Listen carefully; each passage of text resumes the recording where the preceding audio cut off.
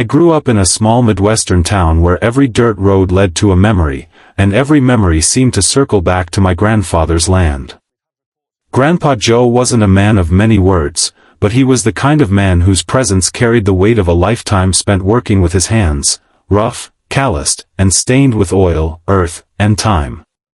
He'd been a machinist, a carpenter, and a fisherman, and to me, he was the closest thing to a living legend. His property stretched nearly 200 acres, rolling through woods, open fields, and at the far edge, a glimmering blue lake that everyone in town called Hartwell Lake, though Grandpa had always called it his lake. Most folks didn't know that little piece of water was technically on his private land. There weren't any fences, just old wooden signs that said, "Private property, no trespassing." Over the years, the paint had faded and the boards had warped, so it wasn't unusual for locals to think the lake was open to anyone who wanted to cast a line. Grandpa never made much fuss about it. He'd rather mend a fence than start an argument. But what happened last summer changed everything, and by the end of it, that quiet old man everyone underestimated had a $2 million check with his name on it, and the cops who harassed him were lucky to still have jobs. It all started one hot June morning. I was staying with Grandpa for a few weeks, helping him fix up the old barn and repair the roof on the tractor shed. The sun was already high by 9 a.m., baking the fields in a heavy haze that smelled of pine, cut grass, and the faint musk of the lake. Grandpa woke me before sunrise, like he always did, with the same routine: coffee thick enough to stand a spoon in, 2 eggs fried in bacon grease, and a quiet nod toward the door that meant, "Let's get to work." He didn't talk much over breakfast, never had, but he'd always tell me, "Son, if you don't start the day early, the day starts without you." By mid-morning, the heat was brutal. Sweat stung my eyes as I helped him haul a rusted sheet of tin off the shed roof. Grandpa didn't complain once. He just kept at it, steady and patient, with that unshakable focus that comes from decades of hard work. Around noon, he finally said, "That's enough hammering for one day. Let's go check the lake." The lake had always been our place. Even as a kid, I'd followed him down that narrow dirt trail that snaked between the trees and opened to the water's edge like a secret doorway. The lake shimmered like glass that day, still and blue, surrounded by reeds and cattails. You could hear the hum of dragonflies, the plop of a frog jumping from the bank, and the faint splash of fish under the surface. Grandpa had built a small dock himself, just a few weathered planks nailed together, and he kept his old aluminum boat tied to it with a frayed rope. He'd take me out there every summer since I was 8, teaching me how to cast, how to tie a lure, and how to wait. That was his big lesson: patience. We sat on that dock for nearly an hour, just watching the ripples and listening to the cicadas. "You know," Grandpa said finally, "this lake's been in our family longer than the town's been on the map. My daddy dug part of it by hand back when it was just a pond. Folks like to forget that. They think if something's pretty, it must belong to everyone. But this water, it's ours, always has been." I didn't realize then how true those words would turn out to be. Because that afternoon, just as we packed up our rods and cooler, a white pickup truck came bouncing down the dirt path, kicking up dust behind it. It wasn't anyone we knew. 2 men stepped out, both wearing sunglasses, both with the kind of smug authority that tells you they think they're in charge before they even say a word. The taller one had a sheriff's badge clipped to his belt, and the other wore a dark blue polo with "County Water Authority" stitched on the chest. "Afternoon," the sheriff said, eyeing Grandpa. "We've had a report of unauthorized fishing on county property. Gonna have to ask you to pack up and leave." Grandpa didn't move. He just looked at them, calm as ever, and said, "This ain't county property. It's mine." The younger man, the one from the Water Authority, smirked. "Sir, Hartwell Lake is public water. You can't just claim it's yours." Grandpa turned and pointed toward the tree line. "See that oak with the split trunk? Everything this side of it's been on my deed since 1954. You're standing on private land. The sheriff folded his arms. You got proof of that? Grandpa's lips curved into the faintest smile. Got the papers in my truck if you want to see them. But I don't need to prove what's mine to strangers on my property. That didn't sit well with them. The sheriff's tone sharpened. Sir, I'm giving you a lawful order to vacate the lake immediately. I felt my stomach knot up. These weren't friendly locals checking a misunderstanding, they were looking for a fight. Grandpa didn't raise his voice. Didn't even stand up from his cooler. You boys are trespassing, he said evenly. And unless you've got a warrant or a deed that says otherwise, you're the ones breaking the law. That was all it took. The younger man muttered something about old fools, and started walking toward the dock, snapping photos with his phone. Grandpa stood slowly, his movements deliberate, like a bear waking up from hibernation. You best not take another step, he said, voice low. The sheriff stepped between them, hand resting on his holster. You threatening an officer? Grandpa just looked him dead in the eye. No, sir. I'm warning one. I'll never forget that moment, the air so thick you could have sliced it with a knife, the cicadas suddenly silent, the heat pressing down like the world had stopped to watch. Then, in a burst of flashing lights and shouting, another county truck pulled up, siren wailing. Within minutes, 2 more officers were there, surrounding us like we'd robbed a bank. They told Grandpa he was under investigation for trespassing, interfering with county business, and refusing lawful orders. He didn't resist. He didn't argue. He just said, "You're making a big mistake, boys." When they slapped cuffs on him, I snapped. I shouted at them, tried to show them the deed papers from the truck, but they wouldn't listen. They pushed me back and said I could talk to the county office. It took me 6 hours to bail him out. 6 hours sitting in that dusty sheriff's station while my grandfather, a 78-year-old man who'd served in the army and paid his taxes his whole life, sat in a holding cell because some rookie thought his lake was public property. When he finally walked out, his shirt wrinkled and eyes tired but defiant, he didn't say a word. He just got in the truck, started the engine, and drove home. That silence lasted the whole drive back. But the next morning, I woke up to find him at the kitchen table, maps and papers spread everywhere. He looked up at me, eyes cold and steady. They wanted to play games, he said quietly. We'll give them the rulebook. That was the beginning of a fight that would shake the entire county, a legal storm that turned one quiet old fisherman into the most dangerous man in town. And when it was all over, those cops and the county that backed them would wish they'd never driven down that dirt road. Because Grandpa Joe didn't just win. He made them pay. The next few weeks after Grandpa's arrest felt like living in a storm without thunder. The whole town buzzed with gossip. Some folks said he was crazy, others said he was stubborn, but no one really knew the truth, and the ones who did were smart enough to keep their mouths shut.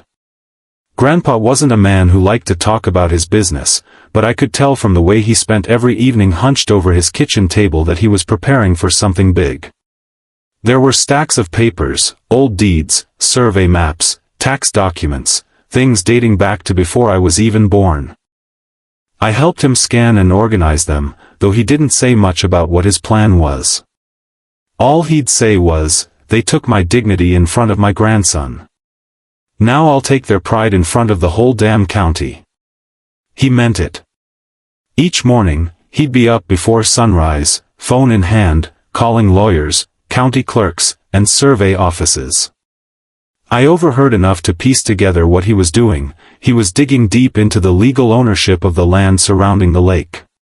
He had the original deed, handwritten and notarized from 1954, with the exact metes and bounds listed. But over the years, the county had done what counties often do, they redrew some boundary maps, reclassified certain lands for development purposes, and quietly shifted property lines to fit their agendas. Most people never noticed. But Grandpa noticed. He told me, "They've been using my water for 20 years, boy. 20 damn years, pumping it into their system, testing it, regulating it, all while pretending it's public. They owe me more than an apology." That's when I realized this wasn't just about fishing. This was about control. Over the next month, he gathered every piece of evidence he could find: water usage reports, inspection records, emails obtained through public record requests. Turns out, the County Water Authority had built an underground intake pipe that extended 30 feet into his private property line. That pipe was pulling water directly from his lake into their municipal system. For 2 decades, the county had been illegally using his land to supply water to thousands of homes, without permission, without compensation, and without even acknowledging it. When I saw the documents proving it, my jaw nearly hit the table. "Grandpa," I said, "this is huge. You could sue them for millions." He didn't even look up. "I'm not suing them," he said quietly. "I'm billing them." And he did. With the help of an old friend from church who was now a retired attorney, Grandpa sent an official notice of trespass, resource theft, and unlawful land use to the county office. The letter was polite, too polite, but the numbers at the bottom were not. He demanded $2 million in damages for 20 years of unauthorized use of his private lake. He gave them 30 days to respond. It didn't take long before things got ugly. The local newspaper ran a story that made Grandpa look like a bitter old man trying to scam the county for imaginary damages. Neighbors whispered. Old friends crossed the street to avoid him at the post office. The same cops who had arrested him started parking down the road from his house, monitoring activity. One morning, we even found one of his private property signs torn down and thrown into the lake. But Grandpa didn't flinch. He didn't shout, didn't go on social media, didn't try to explain himself to anyone. He just kept working, quiet, focused, relentless. Then came the hearing. The county refused to pay, claiming the lake was naturally connected to public waterways and therefore fell under shared jurisdiction. It was a weak argument, but they had the advantage: money, lawyers, and influence. Still, Grandpa insisted on fighting them head-on. He filed a formal civil complaint, and the court date was set. The night before the hearing, I found him out by the lake, sitting on the old dock. The moonlight shimmered across the water, painting silver lines across the surface. He didn't look angry. He looked peaceful. "You nervous?" I asked him. He shook his head. "No, son. I ain't fighting for revenge. I'm fighting for respect. You don't let folks walk over what your family built." The next morning, we drove into town. The courthouse smelled like old paper and sweat. The county had 3 lawyers sitting at their table, all in suits that probably cost more than Grandpa's truck. When the judge walked in, everyone stood. Grandpa stood too, hat in hand, back straight as a fence post. His lawyer started by presenting the deed, maps, and aerial photographs showing the lake's boundaries. Then came the bombshell: the engineering reports proving the water authority's intake pipe extended well into his land. The room went silent when Grandpa's lawyer dropped a photograph on the evidence table, a drone image showing the exact location of the pipe, bright red lines marking the property division. The county's attorney tried to argue that the pipe had been installed under the assumption the land was public. But when the judge asked for proof of that assumption, they had none.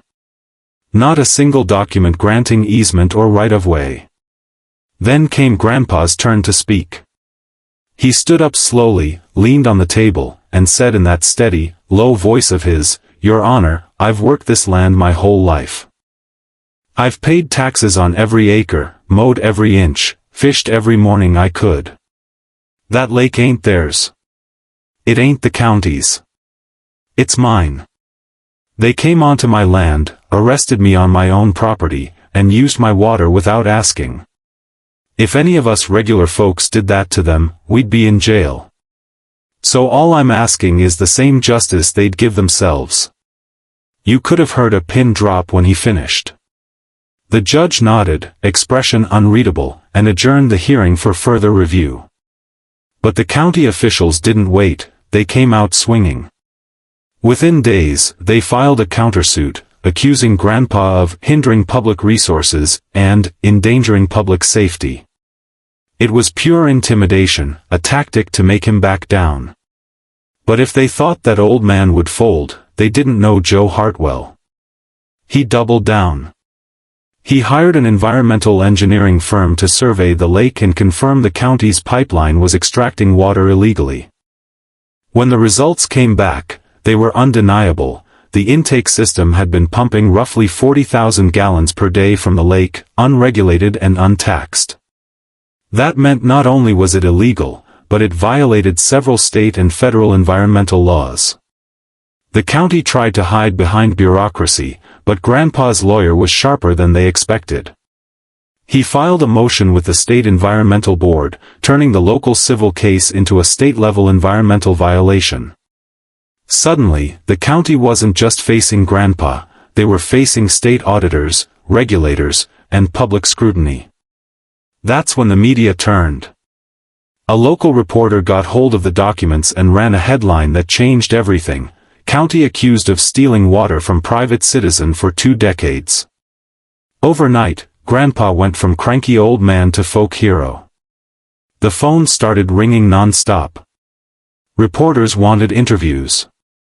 Lawyers offered pro bono help. People from across the state sent letters, calling him the man who stood up to the system. But Grandpa didn't bask in it. He just said, "Took them long enough to listen." Then came the day everything broke open. The State Environmental Board sent investigators to the site, full team, cameras, testing kits, everything. I stood with Grandpa by the dock as they examined the pipe, took water samples, and marked off the property line with bright orange tape. When the lead investigator confirmed that the pipe extended 28 feet into private property, Grandpa didn't smile. He just said, "That'll do." The report that followed was damning. It confirmed the county had illegally accessed and utilized a privately owned water source for decades, in violation of multiple statutes. The state fined the county heavily and ordered an immediate shutdown of the pipeline pending restitution. 3 days later, Grandpa got the call. The county wanted to settle, quietly, out of court. They offered him exactly $2 million in compensation for damages and a signed written apology from the sheriff's office. When he hung up, he didn't cheer or shout. He just sat there for a long time, staring out the window at the lake. Then he said softly, "Justice takes its time, but it always comes home." A week later, the check arrived. $2 million, and the same sheriff who once cuffed him came out to hand-deliver a formal apology letter. Grandpa took it, nodded once, and said, "You boys remember next time, this lake don't belong to anyone but the man who loves it enough to protect it." From that day on, no one ever questioned who owned Hartwell Lake again. But that was just the start. Because Grandpa didn't keep that money. What he did next turned his name into legend. When the settlement check cleared, the whole town buzzed with disbelief. You could almost feel the shift in the air, like everyone suddenly realized the quiet old man they'd mocked for years had just outsmarted the entire county. Local gossip traveled fast. Folks who wouldn't look Grandpa in the eye before were now stopping by with casseroles, handshakes, and friendly visits. He didn't care much for any of it. He just kept his same old routine, early mornings, black coffee, fixing things that didn't even need fixing. To him, the money wasn't a prize. It was proof. Proof that standing your ground, no matter how small you seem, can move mountains if your roots are deep enough. But while the rest of the town saw it as the end of a story, I soon realized Grandpa saw it as the beginning of something much bigger. A few days after the settlement, I found him sitting at the kitchen table again, papers spread out just like before. Only this time, they weren't deeds or legal forms, they were sketches. Blueprints. Plans for something he'd been thinking about for a long time. When I asked what he was doing, he leaned back in his chair and said, "If the county wanted my lake so bad, maybe it's time I show them what a man can do with it when it's his for real." He was building a vision. See, for decades, Hartwell Lake had just been a quiet fishing hole, a family spot, a place for reflection. But Grandpa saw potential. He wanted to transform it into something that would serve the town without giving anyone else control over it again.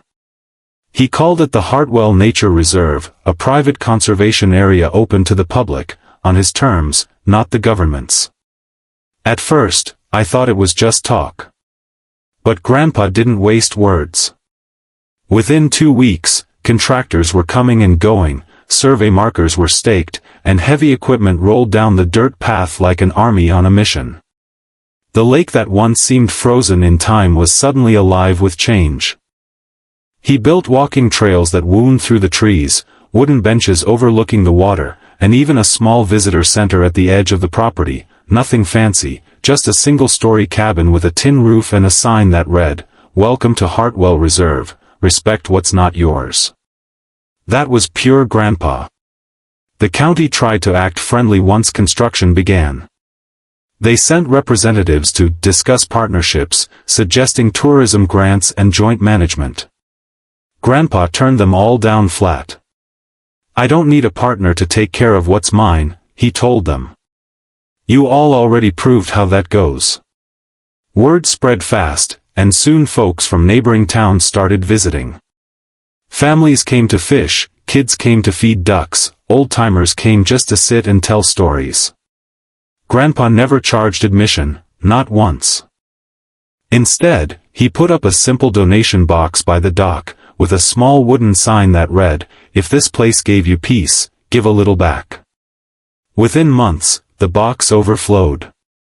The irony was delicious. The same county that had stolen from him for years now had to watch as his private land became more beloved than any park they managed. And it wasn't just about money or pride anymore, it was about legacy. But things weren't peaceful for long.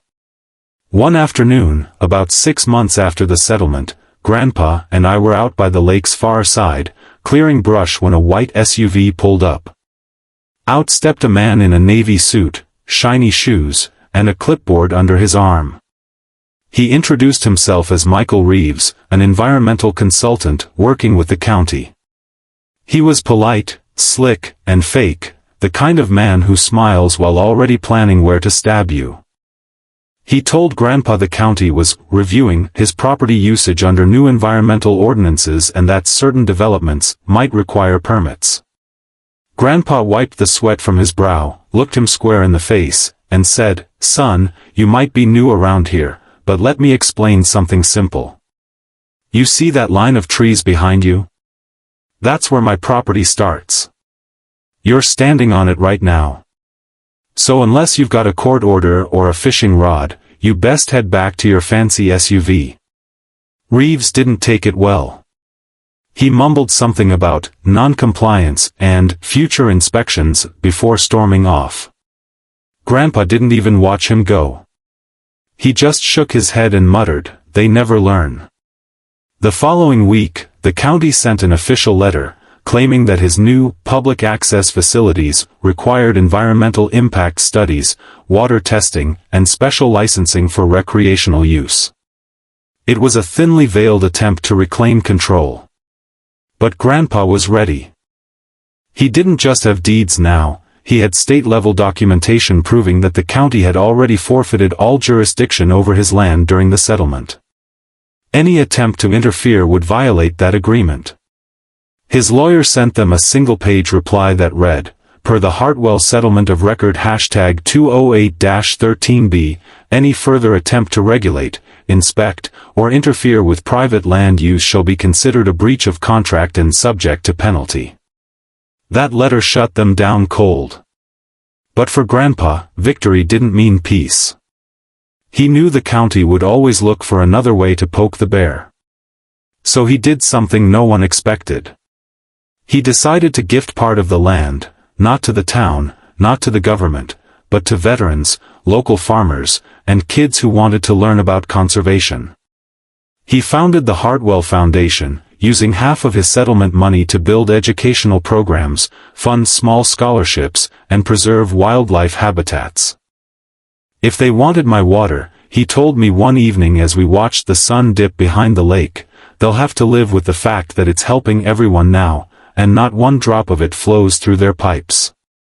The following summer, Hartwell Reserve officially opened to the public. The turnout was massive. Reporters, families, even the mayor came. The same sheriff who'd once cuffed him showed up, hat in hand, to show support. Grandpa shook his hand, but only after making him sign the guest book like everyone else. It was poetic justice. Over time, Hartwell Lake became something greater than we ever imagined. People traveled from other states to see it, calling it the lake that fought back.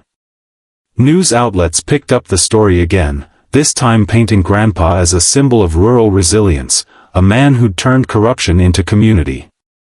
But one thing never changed, Grandpa's simplicity. He still lived in the same house, drove the same rusted pickup, wore the same worn-out hat. Money didn't change him, it just gave him the freedom to do what he always wanted, protect what mattered. Sometimes I'd ask him why he didn't move into town or buy something nice for himself. He'd chuckle and say, "Ain't nothing I need that I don't already have." You can't buy peace, son, you build it. That fall, we had our biggest event yet, a community fishing day for kids. The lake was alive with laughter, splashing, and the smell of grilled hot dogs. Grandpa sat on his dock, handing out bait and teaching kids how to tie lines. He looked happier than I'd ever seen him. But amid the laughter, I noticed something strange. Across the water, near the trees, a black SUV was parked, windows tinted, engine running. It sat there for hours, just watching. I pointed it out, but Grandpa only shrugged. "Don't worry," he said. "People like that only have power when you're scared of them." Still, I couldn't shake the unease. Over the next few weeks, odd things started happening. Mail went missing. Security cameras around the reserve were unplugged. One morning, we found the donation box smashed open, the cash gone. The sheriff came by, promising an investigation, but nothing ever came of it. Then one night, I woke to the sound of engines outside. I looked out the window and saw 2 trucks down by the dock, lights off, shadows moving. I ran to wake Grandpa, but by the time we got there, they were gone, and the intake valve for his irrigation pump had been cut clean off. It was sabotage. Grandpa didn't call the cops. He just stared at the broken pipe for a long while, jaw set, then said quietly, "Looks like they want round 2. I realized then that this fight wasn't over, and maybe it never would be. Because men like my grandfather didn't fight for revenge or headlines. They fought because it was right. And when they were pushed, they pushed back twice as hard. The next morning, he called a meeting with his lawyer. I didn't hear the whole conversation, but I caught one line that stuck with me: "If they think I won't drag them into federal court this time, they're in for a surprise." He wasn't bluffing. Grandpa was about to turn his personal victory into a statewide reckoning, one that would expose corruption at levels nobody saw coming. And once again, all it would take was his lake, his patience, and that quiet fire that never seemed to die. Grandpa Joe wasn't a man who liked to start wars, but when war came to his doorstep, he made damn sure it never came twice. The morning after the sabotage, he was up before dawn, coffee steaming beside a stack of folders thicker than a phone book. I found him there at the kitchen table again, the command center of every battle he'd ever fought. He was calm, but there was that familiar gleam in his eyes, not anger, not fear, just focus. The kind of focus that meant someone was about to regret underestimating him. He spent the next week quietly gathering evidence. He had trail cameras installed in the trees, fresh locks on the gates, and motion sensors along the dock. He didn't tell the sheriff, he didn't trust them anymore, but he told me, when you've been wronged once, you don't hand the same folks the keys to your front door. By the end of that week, the cameras caught what we both expected, 2 county maintenance trucks sneaking in after midnight, headlights off, cutting through the back trail that connected to a service road used by the water authority. One of the men was the same inspector who'd once accused him of trespassing. The footage was clear as daylight. Grandpa didn't shout. Didn't swear. He just exhaled slowly, poured himself another cup of coffee, and said, "Well, son, looks like we just caught ourselves a thief, again." He called his lawyer, the same old family friend who'd stood by him through the first lawsuit. Within days, they'd filed a new civil complaint, trespass, vandalism, and violation of settlement agreement. But this time, Grandpa wasn't just going after the county. He was going after individual names, officials, officers, and the water authority director himself. When the papers were served, the town went silent. For the second time in a year, the courthouse doors swung open for Hartwell versus County of Midbrook, and everyone knew it wasn't going to be quiet. The media picked up the story again, labeling it, "The Lake War Part 2. But this time, Grandpa had something more powerful than proof, he had public opinion. The people had seen what he did with his land. They'd walked his trails, fished his waters, brought their families there to picnic and breathe. He'd become more than a stubborn old man with a deed, he was a symbol of what one man could build when left alone. So when the county tried to smear him again, it didn't work. Still, the county didn't back down easily. They filed countersuits, threw bureaucratic jargon at every turn, and even tried to suspend the Hartwell Reserve's public access under environmental pretenses. But Grandpa's legal team was sharp now, hardened, experienced. Every claim they made was met with paperwork, evidence, and one golden phrase, see settlement #208-13B, jurisdiction terminated. It drove the county lawyers insane. Then, one night, I overheard something that changed everything. Grandpa was on the phone with his attorney, his voice low but sharp. "You're tellin' me the county's been billing state maintenance fees for a pipeline they shut down last year?" he said. I froze. That revelation was like throwing a stick of dynamite into a hornet's nest. The county had been charging the state for maintenance and water testing on a pipeline that no longer existed. Fraud, plain and simple. Grandpa's lawyer contacted the state auditor's office, and within days, a full-scale financial investigation was underway. What they found was staggering. Over the course of 15 years, the county's Water Resource Division had submitted fraudulent expense reports totaling nearly $4.8 million, all tied to maintenance of the Hartwell line. They'd been siphoning funds from the state budget into their own accounts while pretending to maintain a pipeline they weren't legally allowed to touch. When the story broke, it hit like a thunderclap. Newspapers splashed it across front pages. County caught in multi-million-dollar water fraud scandal, citizens' lawsuit exposes decades of corruption. The very officers who'd once driven to Grandpa's lake with sirens blazing were suddenly called into depositions. County officials resigned overnight. The water authority director retired for health reasons. And through it all, Grandpa just sat on his porch like nothing had happened, whittling a stick and sipping coffee. But he wasn't finished. The state attorney general's office contacted him directly, asking for his cooperation in the investigation. They wanted his documents, his footage, his testimony. Grandpa agreed, on one condition, that the state officially recognized the Hartwell Reserve as a protected private heritage site, permanently exempt from county interference. It took months of negotiation, but they finally agreed. The day he signed that agreement, Grandpa looked at me with a rare grin. Told you, boy. Patience wins wars. The state sealed the deal with a press release, calling Hartwell Lake a landmark example of environmental stewardship and private citizen accountability. They even put up a bronze plaque at the entrance, Hartwell Reserve, in honor of Joseph Hartwell, whose steadfast resolve proved that one man's integrity can outlast corruption. For a while, life was peaceful again. The reserve thrived. School trips came through weekly, local veterans hosted gatherings by the water, and Grandpa even allowed a small farmer's market on weekends. He'd sit at a picnic table by the dock, chatting with kids and old neighbors, handing out lemonade. It was the life he deserved.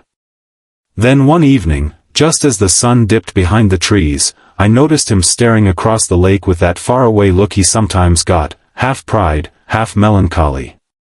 You ever think it's strange, he said, how people only listen when money's involved? Took $2 million just to prove I wasn't crazy. I didn't know what to say, so I just nodded. He sighed.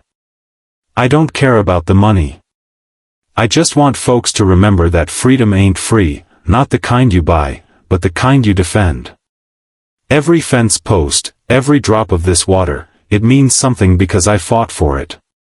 I realized then that Grandpa's fight was never about property or pride, it was about principle. He'd spent his life watching people hand over their rights for convenience, and he refused to be one of them.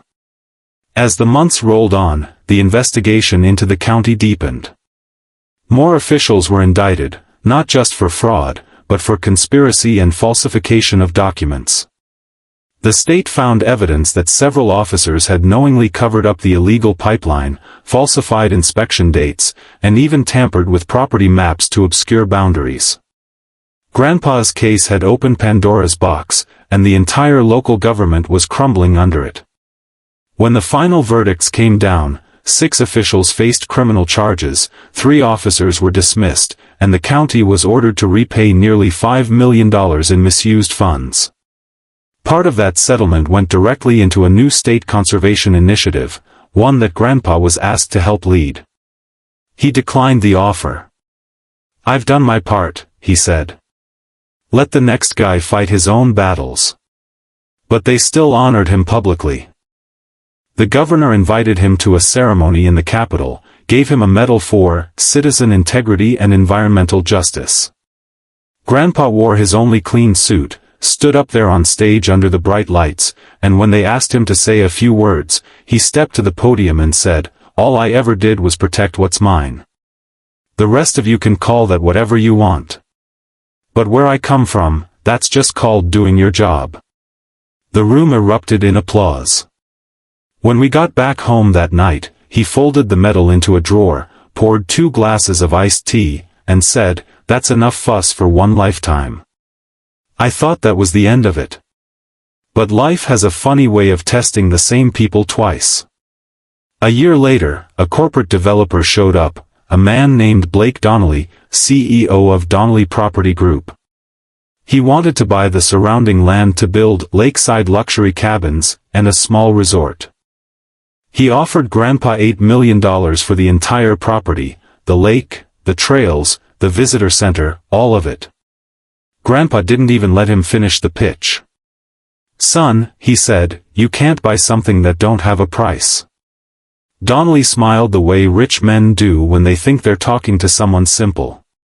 "Everyone has a price, Mr. Hartwell." Grandpa leaned forward. "Not everyone." And with that, he stood, tipped his hat, and walked back into the house. The developer left, but it wasn't the last we'd hear from him. Over the next few months, Donnelly started quietly buying up land around the reserve, neighboring farms, old timber plots, even a few foreclosed homes. He was building something big, and whether we liked it or not, Hartwell Lake was right in the middle of it. I warned Grandpa, but he just said, "Let him play with his money. Water runs downhill, but truth don't move an inch." Still, I couldn't shake the feeling that we were heading into another fight. The last one had nearly broken the county, this one might just break the state. And Grandpa, though older now and slower on his feet, still had that same look in his eyes, the look of a man who'd beaten the system once and wasn't afraid to do it again. He didn't know it yet, but the final chapter of his story was about to begin. And this time, it wasn't just about protecting his land. It was about protecting his legacy. It's been 5 years since that day at the courthouse, 5 long, strange, beautiful years that changed not only my life but the whole town's story.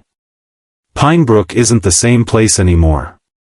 You can feel it when you drive past the lake, that quiet respect that only comes when people finally understand what they almost destroyed. And every time I see the sunlight dance on that water, I still hear Grandpa's voice in my head, calm and firm, saying, "A man's land ain't about fences or paper. It's about pride, legacy, and the promise you keep to those who came before you." Grandpa's victory became something bigger than any lawsuit. It became a lesson, a living reminder of what happens when you refuse to back down from what's right. The $2 million check could have made him rich, but money was never what he fought for. Instead, he used it like a weapon against greed itself. He created a foundation, the Hartwell Lake Trust, a nonprofit dedicated to protecting local ecosystems, funding clean water initiatives, and helping farmers who'd been bullied by bureaucrats. The irony? The same county officials who once mocked him now had to shake his hand at ribbon cuttings and grant meetings. When the first public project launched, a new wildlife conservation dock, Grandpa stood before a crowd of cameras, holding a plaque that read, "For every voice silenced by power, let the land speak." He didn't say much that day. Just smiled that quiet, knowing smile and walked back to his truck, leaving the applause behind him like dust on a country road. That's how he was, a man of few words and absolute meaning. But time has its own rhythm. A year after the settlement, Grandpa's health started to decline. He never complained, never let on how tired he was. I'd find him by the lake most mornings, coffee in one hand, fishing rod in the other, even if he never cast a line. He said, "The lake don't need catching anymore. It just needs company." Some evenings, we'd sit on the porch and watch the sun fall behind the trees, that golden reflection stretching across the ripples like a memory trying to stay alive a little longer. Then one morning, I came by and found his chair empty. His coffee was still warm, his fishing hat hanging on the peg by the door. He'd passed away quietly in his sleep, just as he lived, peaceful, stubbornly calm, and exactly where he wanted to be. The funeral was standing room only. The sheriff came. So did the county commissioner, the state environmental officer, and even the same news crew that had once called him a defiant old man. They all stood under the oak tree by the lake, hats in hand, heads bowed low. When the pastor asked if anyone wanted to say a few words, I stepped forward, hands trembling, heart pounding like I was that scared little boy again on the day Grandpa got arrested. I said, "My grandpa taught me that a man's worth isn't measured by what he owns, but by what he protects." He didn't fight the county for money or pride.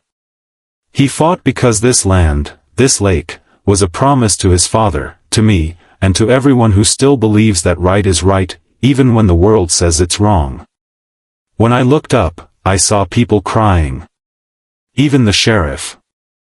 After the service, I scattered some of his ashes into the lake. The breeze carried them over the water, and for a moment, the surface shimmered brighter than I'd ever seen. It was as if the lake itself was saying thank you. Months passed. Seasons changed.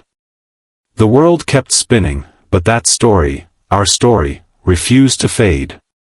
Every year, the Hartwell Lake Trust hosts an event called the Day of the Line. It's not about fishing anymore. It's about drawing a line between what's fair and what's not, between standing tall and staying silent. They invite landowners, students, environmentalists, anyone who's ever felt small against something big. And every time someone stands at that dock and speaks, they're standing on Grandpa's legacy. And me? I took over the foundation. I left my job in the city and moved back into the farmhouse. The first time I unlocked that old front door, it still smelled like sawdust, coffee, and lake air. His hat still hung by the peg, just like the day he left it. I couldn't move it, it felt wrong. Like taking down a flag. Running the foundation wasn't easy. The same county that once paid Grandpa now had to cooperate with me, the grandson of the man who made them look foolish in front of the world. Some of them tried to make it hard, burying us in red tape, losing permit paperwork, or delaying funding approvals. But every time I felt frustrated, I'd look out at the water and remember what Grandpa said that night before the hearing: you don't let folks walk over what your family built. So, I didn't. We expanded the trust, working with local farmers and small landowners to help them legally protect their water rights. We funded clean water wells in rural areas, built small dams for irrigation, and created scholarships for students studying environmental law. Every one of those projects carried Grandpa's name somewhere on it, not as a monument, but as a reminder of what one man's courage can do. Then, one summer afternoon, I got a call that would have made Grandpa laugh out loud. It was the new sheriff, younger guy, decent man, calling to ask if they could host the county's annual fishing tournament at Hartwell Lake. I almost said no out of instinct. But then I heard Grandpa's chuckle in my head, that slow, gravelly laugh of his. So I told the sheriff, sure. But this time, you pay the fee like everyone else. And they did. That Saturday morning, the same department that once cuffed my grandfather stood side by side with local families, casting lines into the same water they'd once tried to claim. No tension, no grudges, just laughter, sunlight, and a quiet kind of redemption hanging in the air. When the sheriff handed me the check for the event donation, I couldn't help but grin. Grandpa would have called it poetic justice. Later that evening, after everyone left, I sat at the edge of the dock with my son, Grandpa's great-grandson. The boy asked, "Dad, did great-grandpa really make the cops pay him $2 million?" I smiled. Yeah, he did. But he didn't do it for the money. Then why? The boy asked, squinting out over the glowing lake. Because some things are worth more than money, I said quietly. He did it so one day you could sit here, fish in peace, and never have to ask who this lake belongs to. The boy nodded, letting his little fishing bobber drift lazily on the water. The sun dipped behind the trees, and for a split second, the reflection on the water formed the faint outline of an old man's hat. Maybe it was just the wind. Maybe not. But in that moment, I felt him there, calm, proud, eternal.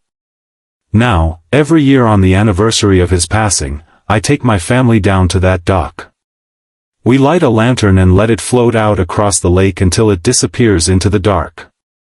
I tell my son and daughter the same story, how one old man, armed with nothing but truth and persistence, made the powerful bow to the powerless. And when the night grows quiet and the crickets start singing, I whisper the same words Grandpa once told me: justice takes its time, but it always comes home. That's how I'll always remember him, the man who turned handcuffs into headlines, who fought City Hall with a fishing rod, who proved that no one can own a man's pride, no matter how deep they think their pockets are. Hartwell Lake still belongs to us, to the people who respect it, who remember its story, and who know that some battles aren't fought with anger but with patience, proof, and an unbreakable will. And sometimes, when I stand on that dock alone, I swear I can hear the faint sound of a reel spinning, the whisper of a line cast out over still water, and his voice, carried by the wind, saying, "That'll do, boy. That'll do."